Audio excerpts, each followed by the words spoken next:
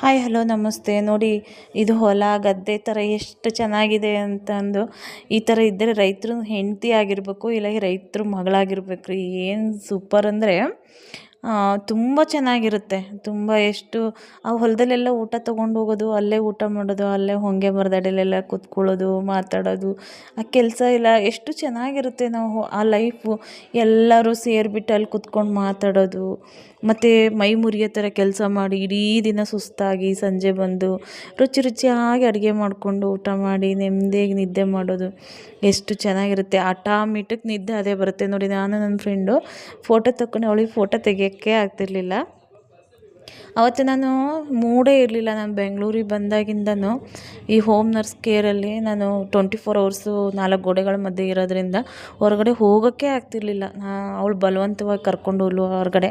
ನಾನು ತುಂಬ ಎಂಜಾಯ್ ಮಾಡಿದೆ. ನೋಡಿ ಎಷ್ಟು ಚೆನ್ನಾಗಿದೆ. ನಾವು ನಮ್ಮ ಕಡೆ ಎಲ್ಲ ರಾಶಿ ಹಾಕ್ತೀವಿ ಗೊತ್ತಾ, ಭೂಮಿ ಹಬ್ಬದಲ್ಲೆಲ್ಲ ಹೊಕ್ಲು ರಾಶಿ ಅಂತ ಹಾಕ್ತೀವಿ. ಆ ರೀತಿ ರಾಶಿ ಹಾಕಿರ್ತಾರೆ. ಆ ಹೂಗಳು ನೋಡಿ ಎಷ್ಟು ಚೆನ್ನಾಗಿತ್ತು ಅಂದರೆ, ಎಲ್ಲ ವೆರೈಟಿ ಹೂಗಳು. ನಾನಂತೂ ತುಂಬ ಎಂಜಾಯ್ ಮಾಡಿದೆ. ತುಂಬ ಖುಷಿ ಆಯಿತು. ಏನೋ ಹೊಸ ಪ್ರಪಂಚಕ್ಕೆ ಕಾಲಿಟ್ಟಿರೋ ಥರ ಫೀಲ್ ಆಯಿತು. ಒಂಟಿ ಅನ್ನೋದು ಫೀಲ್ ಅವತ್ತು ತುಂಬಾ ನನಗೆ ಆಚೆ ಬಂದಿದೆ ಅಂತ ಹೇಳ್ಬೋದು. ಯಾವಾಗಲೂ ಮನೆ ಒಳಗಡೆ ನೈಟ್ ಡ್ಯೂಟಿ ಮಾಡೋದು, ಡೇ ಟೈಮು ಮಲ್ಕೊಳ್ಳೋದು, ನೈಟ್ ಡ್ಯೂಟಿ ಮಾಡೋದು, ಡೇ ಟೈಮ್ ಮಲ್ಕೊಳ್ಳೋದು, ಬರೀ ಇದೇ ಆಗೋಗಿತ್ತು ನನಗೆ. ಯಾವತ್ತು ಹೊರಗಡೆ ಹೋದಾಗಂತೂ ಏನೋ ಒಂಥರ ಹೊರಗಿನ ಪ್ರಪಂಚಕ್ಕೆ ಈಗ ಕಾಲಿಟ್ಟಿದ್ದೀನೇನೋ ಅನ್ನೋಷ್ಟು ಫೀಲು. ತುಂಬ ಖುಷಿ ಆಯಿತು. ಅವಳಿಗೆ ತುಂಬ ಥ್ಯಾಂಕ್ಸ್ ಹೇಳ್ಬೇಕು ನಾನು. ಅವತ್ತು ನಾನು ಬರಲ್ಲ ಅಂತಂದು ಹೇಳಿದೆ, ನನ್ನ ಮೂಡಿ ಲೈನಲ್ಲಿ ಅಲ್ಲಿ ಹೊರಗಡೆ ಬರಲ್ಲ ಅಂತಂದು. ಅವಳು ಬಲವಂತವಾಗಿ ಕರ್ಕೊಂಡು ಹೋಗ್ಲು. ಅಷ್ಟು ಚೆನ್ನಾಗಿತ್ತು ಮಾತ್ರ. ನಾನಂತೂ ತುಂಬ ಎಂಜಾಯ್ ಮಾಡಿದೆ. ನನಗೆ ಅದು ವರ್ಣಿಸ್ಕೊಳ್ಳೋಕ್ಕೆ ಸಾಧ್ಯವೇ ಇಲ್ಲ. ಎಷ್ಟು ಅಂದರೆ ಅಲ್ಲಿ ಗ್ರೀನ್ ಸಿಟಿ ಫುಲ್ಲು ಮರ ಗಿಡ ಕಾಡು ಹೂವು. ನನಗೆ ತುಂಬ ಇಷ್ಟ. ಅಂದರೆ ನಾವು ಸಿಟೀಲಿ ಬದುಕೋಕ್ಕಿಂತ ನನಗೆ ಆ ಲೈಫೇ ತುಂಬ ಇಷ್ಟ.